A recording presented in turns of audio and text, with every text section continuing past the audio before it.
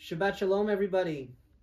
In our Torah reading, we're reading the story of Exodus, and we're telling the story of Moses' ascension into one of the greatest visionaries and leaders of the Jewish people of all time.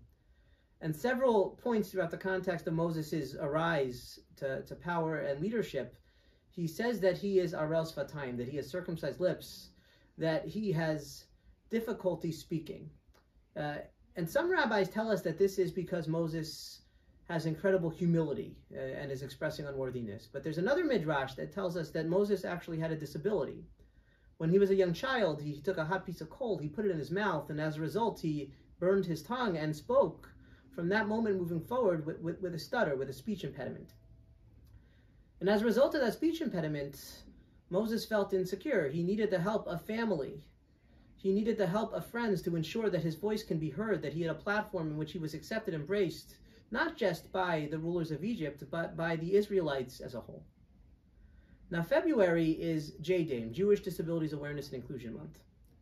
And over the course of the month, with help, we're going to highlight some of the great work that is done by our inclusion committee here at the Merit Jewish Center, beginning with this Shabbat, where I'm going to have a conversation with Donna Stein, LCSW, about mental health and how we can support those in our community who are suffering and those in need.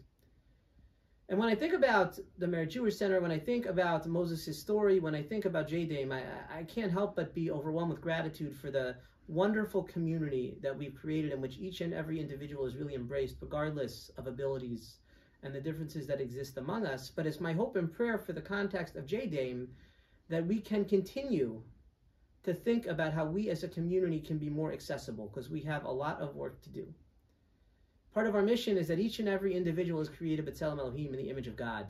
And we have a responsibility to honor, to harness, to embrace, to provide a platform for each and every member of our community to feel connected, for each and every one of our community members to ensure that their voices are heard, that they are cared for, and that they are celebrated for the divine individual that they are. Wishing all of us a Shabbat Shalom.